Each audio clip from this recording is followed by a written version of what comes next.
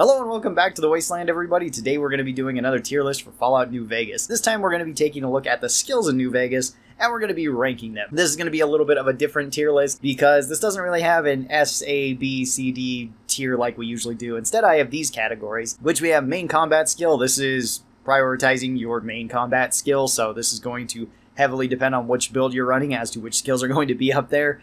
Secondary skill, which is usually you want to have 2 to 3 extra secondary skills that you're also putting points into. These are just kind of nice to have in one way or another. Then we have nice to have. These ones are just kind of extra skills that you might throw some points into. You may not max them out right away. You may not max them out at all on your character just because, you know, it's kind of nice to have 50 in one of these skills, but you don't really need more than that in a lot of cases.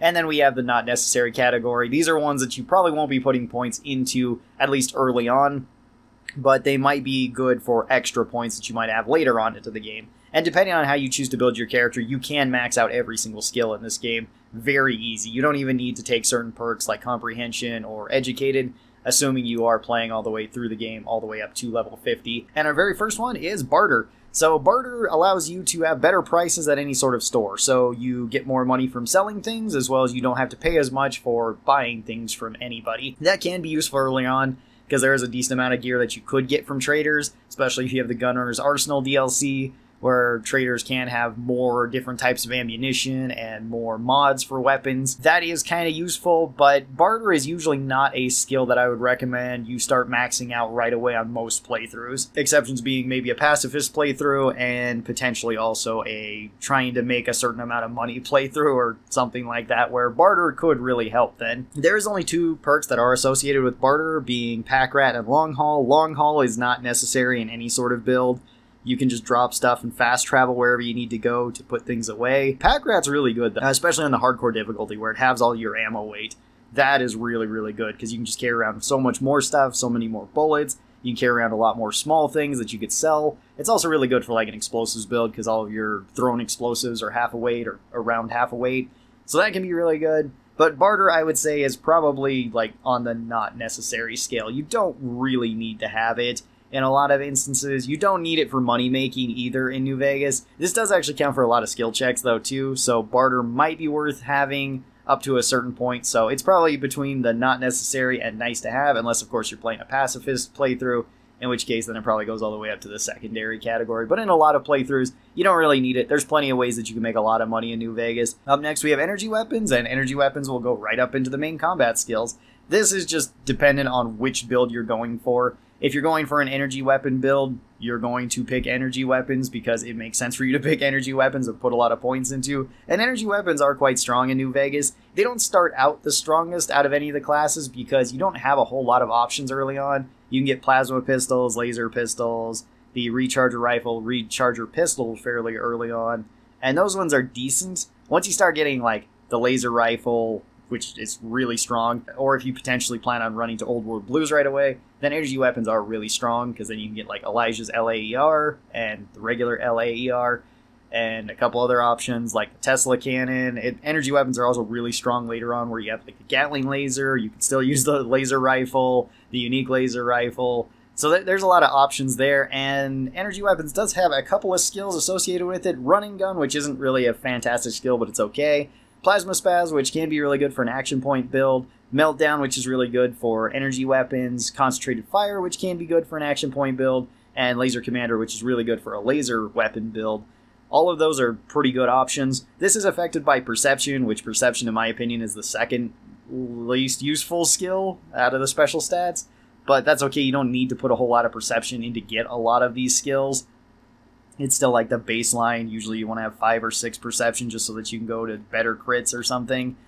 And yeah, energy weapons can be pretty good. Energy weapons is probably going to be your main skill, and then you could always have a second combat skill with any of your main skills, but you really don't need it with energy weapons. It kind of covers everything. You got good close range, good long range. You can fight indoors, you can fight outdoors. Most of your weapons aren't particularly dangerous to yourself too, so that's nice. Then we've got explosives, which is also going to go into the main category. Explosives could also go into the secondary category too.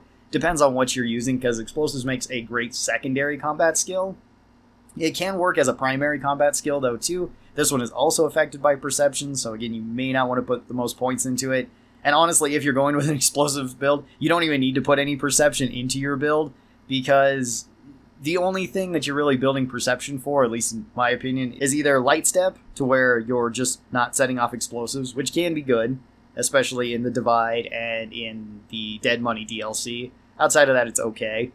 And the other one is better crits, which better crits doesn't help explosives at all. Most explosive weapons don't have any sort of crits, so hitting crits with them, it doesn't really matter. And again, explosives makes a great secondary weapon if you want to take that. You can take this with energy weapons, you can take this with guns. This way you have high burst damage, and you don't even need to invest in that many explosives or a dedicated explosive weapon, like, say, a grenade launcher or the Fat Man or something. You could if you want, but you could just take mines or just the thrown explosives, like the hand grenades, and do perfectly fine. It actually works really well with a guns build, because you can take Cowboy or Grunt and just have bonuses with them. This does have some perks associated with it. Heave-Ho is great for an explosive build and for a melee build, so explosives and melee can also work together.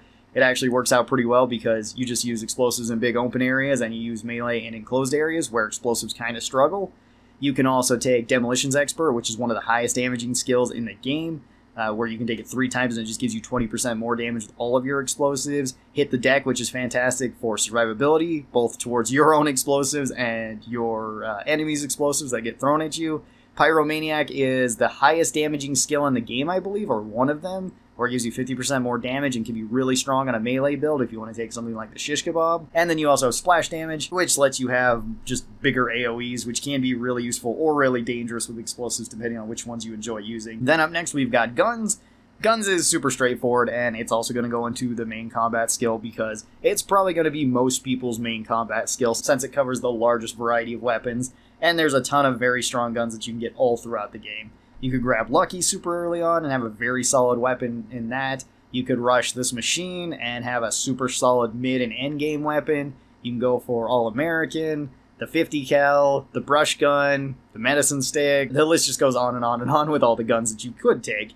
There's basically an unlimited amount of guns and tons of playstyles that you could play with them. Since there is so much variety in there, it also works well at every range. You can do this in a sniper role, a close range role, mid-range role, a combination of all 3. You don't really need anything else besides guns if you want that as your primary weapon. It's very similar to the energy weapons. This is affected by your agility special stat. Agility is a great skill to be putting points into regardless of which build you're running, because agility does affect your action points. So if you want to go with an action point build, this is also very useful. And it also affects your reload speed, which is useful for everything besides melee weapons, unarmed, and certain explosives like thrown grenades and stuff. This does have a lot of perks associated with it as well. Some of them are very good. Rapid reload is great for almost any build besides the ones that I just mentioned that don't need to reload. Running gun is okay, it's fine, it's whatever. Shotgun Surgeon is a fantastic skill for a shotgun build. Cowboy is really great for explosives, guns, and melee, so that's pretty nice. Concentrated Fire can be good for VATS. Center of Mass is okay for VATS. And Stand Back is a laughably broken skill with the Riot Shotgun. And Grunt is also extremely strong, similar to Cowboy, with explosives, melee, and guns. So you have a lot of options there, and you can also mix and match this with any other weapon skill that you would want. It also works really well as a secondary skill for any other weapon. If you like using explosives, but you don't want to be using them indoors, you can spec into guns and take a shotgun. You could also spec into guns and take a sniper rifle. Then use a sniper rifle at very long range, a shotgun at very close range, and all of your explosives at medium range. You could take it with energy weapons and have a mix there too. Have something like a regular sniper rifle and something like the 50 cal, and then have some sort of energy shotgun like the Tri-Beam laser. Up next we have Lockpicking, which Lockpicking I'm just going to throw into the secondary skill right away, because Lockpicking is pretty useful on basically any sort of build. Whether you're doing a pacifist run, you're doing an explosive run, you're doing guns run, whatever it might be, there's going to be places or items that you want to get to that require lockpicking. You don't necessarily need to max out lockpicking in a lot of cases. You could just go up to 50 or 75 lockpicking and get into the majority of places around the map and be perfectly fine. If you do go up to 100, then you have a huge access of places that you can go. The higher lockpicking you have also affects the chance to open the lock just by forcing it. But forcing it can break the lock and make it so you can't access it anymore. So I would never recommend that you do that. It's just easier to do the lockpicking minigame, and the lockpicking minigame is super simple in this game. This is affected by the perception skill once again, but perception you don't really need to put points into for lockpicking, because you're probably not going to prioritize lockpicking as one of your major go-to skills right away. It does make for a really good secondary skill to start throwing points into. And lockpicking does have one perk that's associated with it, but it's Infiltrator, and Infiltrator is a useless perk that just makes it so you can force the lock a second time if you failed the lock the first time. But if you're not forcing the lock, then that perk does absolutely nothing. And again, I would recommend you never force the lock. Our next skill is Medicine. Medicine gives us more effectiveness with Stim Packs, Super Stim Packs, Radaway, Rad-X, and it also gives us access to various chemicals that we can make. So we can make these different chems at usually a campfire or at a workbench. And this is associated with the Intelligence special stat. The Intelligence special stat is a good one to be putting points into in almost every run, because having more intelligence makes it so that you can get more skill points. This, along with some of these other ones like lockpicking, is one of the best ones to put temporary points into as well. If you have clothing that gives you extra medicine, that's great, or lockpicking or repair or whatever it might be. Those are all really useful. Or if you have books that help you get more medicine, that is also useful, just for short-term temporary buffs for healing. There's 3 perks that are associated with this. Living Anatomy, which is a pretty useful perk. Chemist, which is an extremely useful perk and very strong, and Chem Resist, which goes really well with Chemist.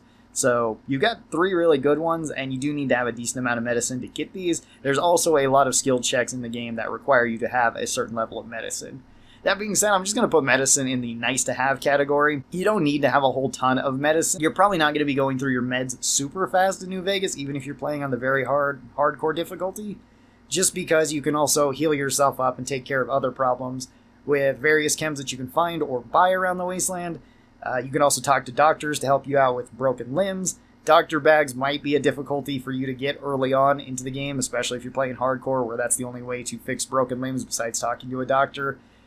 And maybe on the hardcore difficulty, you might say that this is more of a necessary skill and you might want to put it up to the secondary. There's no problem putting extra points into medicine. It's always going to be a pretty useful skill for you to have at least some level of medicine thrown in. Next, we got melee weapons, which is also going to go to your main combat skill. Although melee weapons also works really good as a secondary skill, because there's a lot of very lightweight melee weapons that you can sneak into places that work really well, and you can get a lot of very strong melee weapons very early on in the game. You get Chance's Knife right out the gate.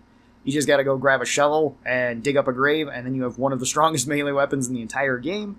You could also just run to the Divide right away and pick up a Bowie knife off of a dead marked man. You don't even need to fight anything there, and it's very strong. You have some really strong endgame weapons like the Super Sledge. You have the proton axes that you get in Old World Blues. The fire axe is very strong. You can also get weapons like the thermic lance and the chainsaw, which just ignore armor altogether. So that is really cool. Major downside to melee weapons is that you typically don't have very much range. You do have some range because you can throw certain melee weapons like throwing spears, throwing axes, throwing knives at enemies and have decent mid-range capability with melee weapons. Melee weapons is associated with strength, and the more strength you have, the higher you're going to hit with melee weapons, so you do want to have high strength with this, as well as a lot of your weapons do require high strength, at least the endgame stuff like the Super Sledge, Chainsaw, Thermic Lance, things like that. So it's never a bad thing to be putting more strength in, and you get more carry weight, which is kind of useful, although melee weapons tend not to weigh very much, and you don't need to carry around a lot of them. There's also a couple of perks that are very useful that are associated with melee weapons. Cowboy is great for guns, melee weapons, and explosives. You have Super Slam, which is a really strong skill for melee weapons, one-handed or two-handed weapons, because you can knock down enemies that way. Unstoppable Force can be okay. It's not one of the strongest skills, but it's alright. And Ninja, which is kind of bugged in New Vegas, but it's still a decent skill. It's not as good as it should be, but if you like going with a sneaky melee build, then it works pretty well. Melee as a dedicated main skill is actually pretty good all throughout the game, because the starting game is super easy. Since the starting game is so easy, the mid game is also not very bad, and the late game is also not very bad, since you can throw on some heavy armor, or even if you just want to go light armor and just sprint at enemies, you can do that, and then just go for all damage. Melee weapons as a primary skill also works really well with basically any sort of secondary damaging skill, so explosives work very well with it if you just want to lob explosives at a distance.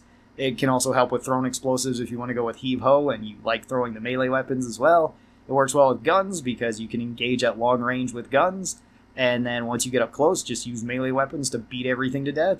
And you can also mix it with energy weapons just as well as guns. You could also mix this very well with Unarmed because a lot of skills have overlapping synergies with melee and armed. Up next we have the repair skill, and repair skill I'm also just going to throw right up into the secondary. Repair is fantastic to take with any sort of primary skill because you're going to need to repair your armor and you're going to need to repair your weapons at some point. There are a couple builds that don't really need to do that. Then this one is less necessary to put points into, but it's always going to be a handy thing for you to have, as well as it's a great money-making tool. It's probably better than Barter for actually making money, and it also has some of the best skills associated with it, or at least a couple that I really enjoy. It's got In Shining Armor, which is a garbage skill that is bugged and doesn't do anything, so don't take that one. We have Junk Rounds, which is also a garbage skill that barely does anything, and you probably should never take it. Light Touch, which is a very strong starting skill, especially if you like going with light armor, because it just gives you more crits, and less crits affect you, which is great. You also get Hand Loader, which is fantastic for a guns build.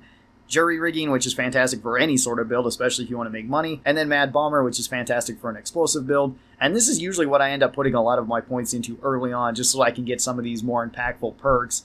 And then after that, I don't really have to worry about putting any more points into repair because I likely have enough for fixing up all of my stuff. I mean, I definitely do once I have Jury Rigging because that means I have 90 of it. Repair is fantastic. It also counts for plenty of secondary objectives. Usually not tied to the main game, but a lot of extra ways to make money, especially early on, like fixing Trudy's radio. You can get a couple extra caps from that, which is cool. Then we have Science, which is basically the same as Lockpicking, so I'm also going to put it up into a secondary. You're probably going to put points into either Science or Lockpicking. You're probably going to pick one over the other to specialize more in.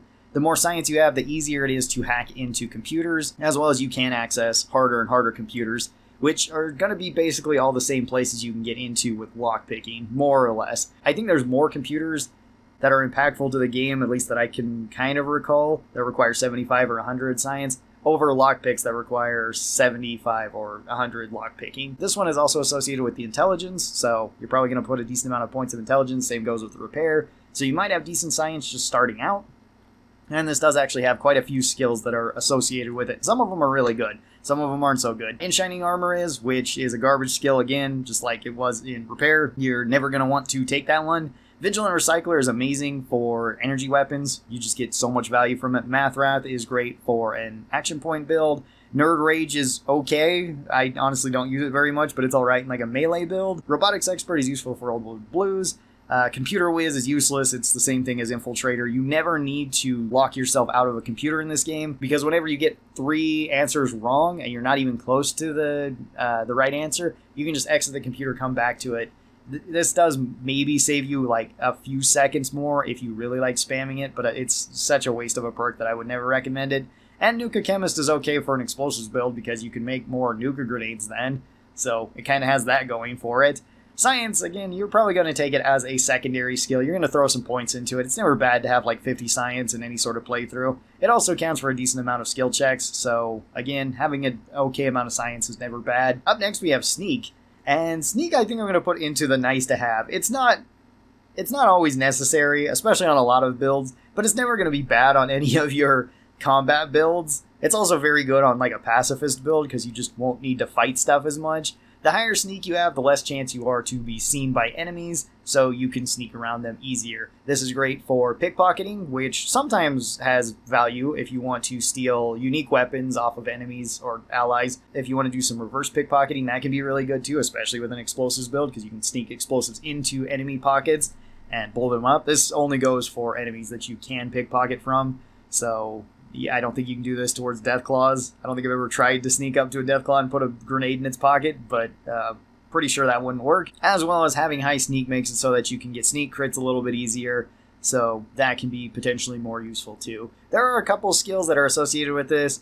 Friend of Night, which is okay. It isn't really necessary, but it's a low-level perk, so it's kind of whatever. The Professional, which can be really good. Mr. Sandman, which is whatever. Silent Running, which can help again with a pacifist playthrough. It's not really necessary with an active playthrough. And then Ninja, which again is also bugged, but it's still okay. Sneak is alright all the way around. It's fine for any sort of supplementary skill, but you don't really need to put a whole lot of points into it early on unless you're going with like a dedicated sniper build or a dedicated assassin build, or you're going with, once again, a pacifist build and you just don't need any sort of skills in any of your weapons. Up next we have Speech, which Speech I'm also just going to put in the nice to have.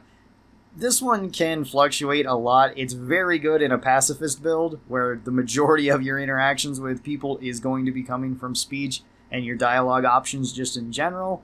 This one is affected by charisma, so it's not going to be probably one of your highest skills, similar to Barter. You just don't need to throw a whole bunch of points into it. Speech has the most speech checks out of anything, or the most skill checks out of anything in the game. So having a high enough speech to talk to different people is going to be very easy for getting quests done, as well as getting extra rewards, and potentially getting extra money too. There is one skill that is related to speech, which is Terrifying Presence, which is kind of a funny skill, but it's not necessary by any means, so you're probably going to throw a decent amount of points into speech once you've kind of gotten your primary down, and once you've kind of gotten like a secondary skill down, or a couple secondary skills down, and then you'll just throw the extra points maybe into speech, or medicine, or sneak.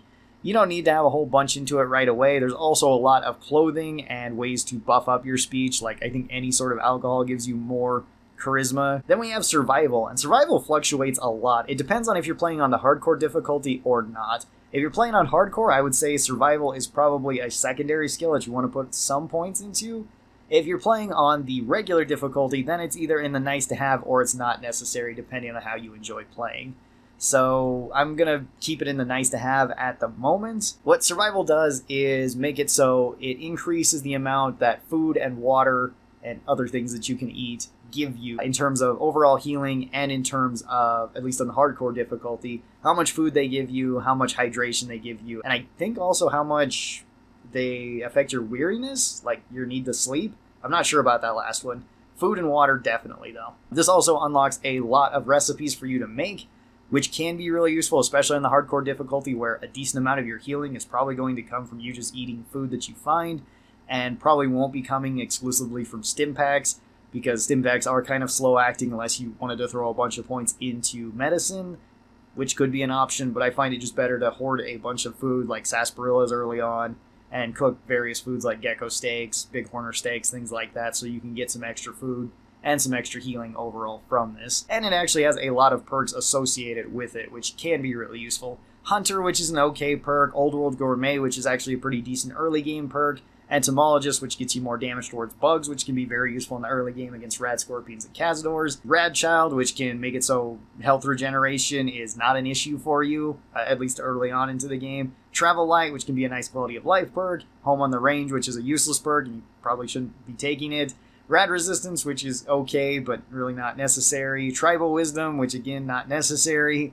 Animal Friend, you need Charisma for that one, so I don't usually take it. Walker Instinct, which I don't think I've ever taken. Mile in Their Shoes, which I've never taken. Them's Good Eatings, which is a very, very good skill, especially for making money and for keeping yourself alive, because it has some of the best healing items associated with it.